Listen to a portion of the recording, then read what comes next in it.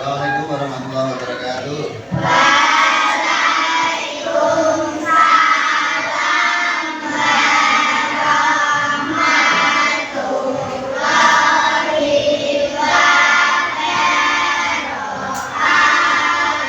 Apa kabar hari ini? Baik. Ada yang sudah masuk? Oke, kita lanjutkan semua rumusnya. Oke, biar semangat tadi kita belajar. Semangat pagi.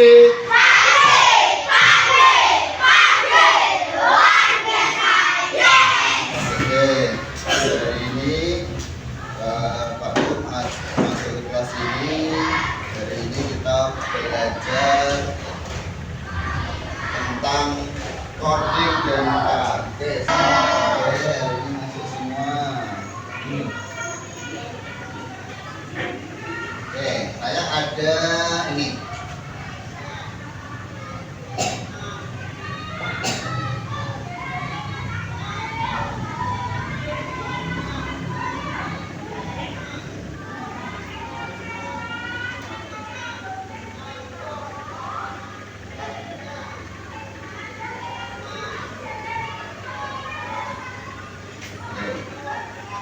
Ini apa? Pernah lihat? Nah, oke. Ada selain Grab ada lagi apa? Gojek. Selain Gojek yang kalian tahu? Apa? Kurir. Maxim, oke. Ada lagi? Taksi online? Grab juga bisa. Oke, ini ya. Jadi kita akan pelajari yang namanya coding dan kecerdasan artifisial. Jadi ini salah satu yang nanti akan menuju masa depan, termasuk salah satu perkembangan teknologi. Di antaranya adalah ojek online. Ini juga penerapan antara coding dan kecerdasan artifisial. Oke, sebelum ke situ, semua ini sudah menggunakan pola pikir cara menggunakan berpikirnya komputer. Manusia juga bisa berpikir seperti komputer, namanya berpikir komputasional. Ada yang tahu berpikir komputasional? Ada yang tahu? Ini saya bukakan. Berpikir komputasional itu kita berpikir dengan berdasarkan data. Komputer itu bisa berpikir tapi dengan data. Dia punya diinputkan data oleh manusia dengan banyak sekali data.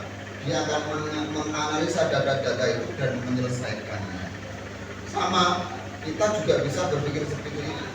Jadi kita berpikir secara komputasional itu dibedakan menjadi 4 macam. 1 dekomposisi, 2 pattern recognition, 3 abstraksi, yang keempat algorithm thinking. Jadi nanti kita ke dekomposisi, apa itu pattern, apa itu algorithm. Kemarin sudah diajarkan, sudah pernah lihat bukunya? Belum? Kemarin sudah ada buku baru, belum dibaca sama sekali. Belum. Ada buku baru tentang coding dan kecerdasan artifisial. Oke ya. Oke, yang namanya dekomposisi lanjut. Nah ini ada yang namanya dekomposisi.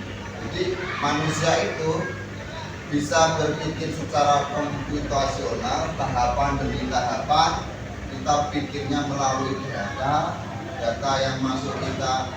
Berpikir secara komputasional itu manfaatnya apa? Kita itu bisa melakukan sesuatu dengan pertimbangan yang banyak. Itu namanya berpikir secara komputasional. Yang pertama berpikir secara komputasional itu yang pertama adalah dekomposisi. Secara contoh ini, contohnya itu ada. Disederhanakan. Ketika kalian misalkan mau ada acara ini, kalian mau ada acara ulang tahun, maka dipecah dulu. Ulang tahunnya kapan, acaranya seperti apa, kuenya seperti apa, undangannya siapa saja. Lalu dipecah seperti namanya dekomposisi. Itu memecahkan masalah. Seperti ini. Lanjut. Nah ya.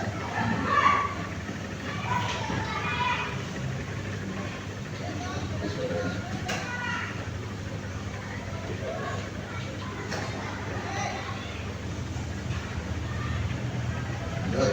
Ini saya punya SBD. Saya mau untuk berdiri semua.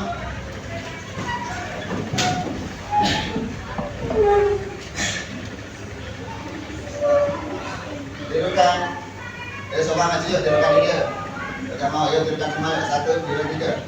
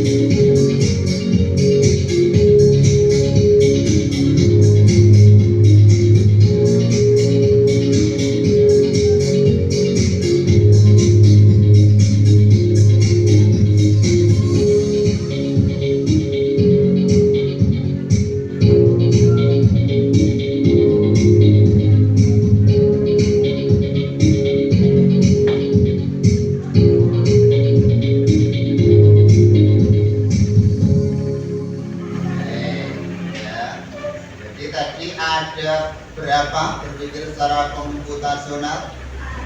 4. 1. Dekomposisi, 2. Pengenalan pola, yang ketiga abstraksi, yang keempat algoritma. Kalau algoritma kalian di kelas 4 waktu itu masih ingat yang namanya teks prosedur? Teks prosedur masih toh, cara memasak instan itu. Nah itu terus misalkan cara menggoreng telur mata sapi, nah, itu namanya kemarin kalau di kelas 4 itu bahasa Indonesia dengan namanya teks prosedur. Algoritma yaitu seperti itu, tahapan-tahapan dalam menyelesaikan sesuatu. Berpikir secara komputasionalnya itu sama seperti itu. Teks prosedur itu bisa disebut dengan berpikir secara komputasional, ada tahapan-tahapan. Oke ya, untuk lebih jelasnya coba ini kalian diskusi. Saya bagi untuk satu kelompok 4 orang, saling berdepan ya, saling berdepan.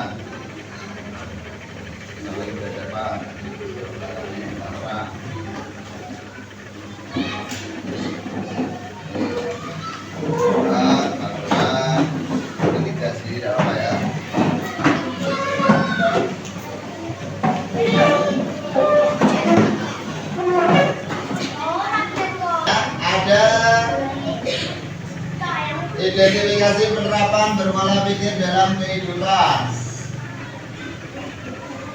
Oke, bacalah teks berikut dengan cermati, lakukan sendiri. 1. Dia kelas 5 SD, media cerdas. Dia anaknya cerdas dan rajin. Dia selalu datang ke sekolah tepat waktu. Dia ke sekolah naik ojek online, bisa Grab, bisa Gojek, bisa Maxim dan lain sebagainya. Arah sekolah dia beda dengan tempat kerja ibunya. Ibu biasanya mengorderkan ojek online untuk Lia. Dari itu ibu berangkat lebih awal. Ibu mengajari Lia cara order ojek online. Ternyata ada 3 rute menuju sekolah. Setiap rute jarak tempuhnya berbeda. Rute A berjarak 2 km ditempuh dengan 30 menit. B, rute B berjarak 1,8 km ditempuh 28 menit. Rute C berjarak 1,6 km ditempuh dalam waktu 24 menit. Buka halaman berikutnya. Itu gambaran kira-kira Romania. Ini enggak asli ya, walaupun bukan sebenarnya, tapi gambarannya seperti itu. Waktu menunjukkan pukul 6.28 BB, waktu Indonesia Barat. Dia memilih rute C agar tidak terlambat sampai sekolah. Dia menunggu 5 menit, akhirnya ojek online tiba di rumah Lia. Segera mengambil ojek online, dia segera berangkat ke sekolah. Dia senang sudah sampai sekolah, dia tidak terlambat. Pertanyaannya, ya, identifikasilah apakah dia berpikir secara komputasi dalam menyelesaikan masalah. Hasil identifikasi silakan ditulis. Kemudian yang ketiga, identifikasi tahapan yang dia lakukan. Dia tadi tahapannya seperti apa? Berpikir secara algoritmanya tadi seperti apa tahapannya? Yang dilakukan pertama kali apa? Sampai dia sampai ke sekolah. Ya, itu. Kemudian yang keempat, tuliskan hasil dengan kertas pulsa ini ya. Langsung 1 dan 2 dan 3 saja.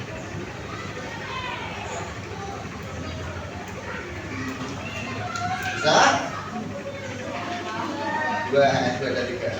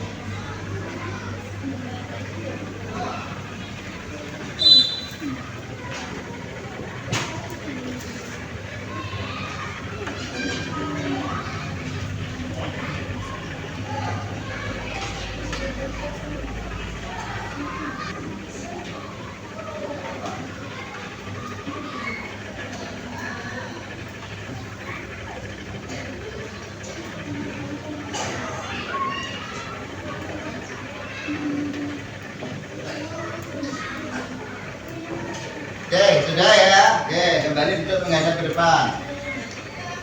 Ya, kembali duduk ke depan masing-masing.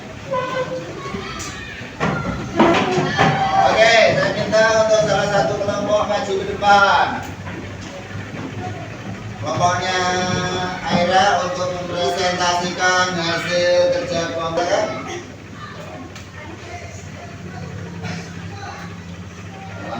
Assalamualaikum warahmatullahi wabarakatuh. Izinkan kami mempresentasikan hasil diskusi kami.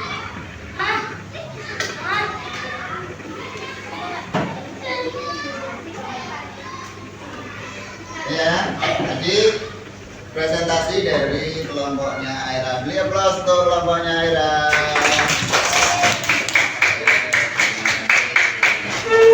Jadi sudah bisa dipahami ya, berpikir secara komputasional. Jadi hari ini apa yang sudah kalian pelajari tentang coding dan kecerdasan artifisial pada pagi ini? Apa yang sudah kalian pelajari? Berpikir secara komputasi. Tadi ada berapa? 4. Anak Tasya, ayo tadi berpikir secara komputasional ada 4. Apa saja? 1. Dekomposisi. 2. Pengenalan bola. 3. Abstraksi. Yang keempat, algoritma. Jadi kita belajar itu. Jadi ketika nanti kalian ada masalah, bisa menggunakan salah satu dari 4 itu. Masalah apa saja bisa kalian selesaikan dengan cara berpikir komputasional. Misalkan tadi dekomposisi kan dulu juga pernah kita belajar dekomposisi sama komposisi. Itu pelajaran apa itu? Matematika. Kalau dekomposisi itu dipecah dulu menjadi bagian-bagian kecil, masalahnya diurai. Oh, Surya itu misalkan berangkat sekolah telat terus, masalah ini, betul.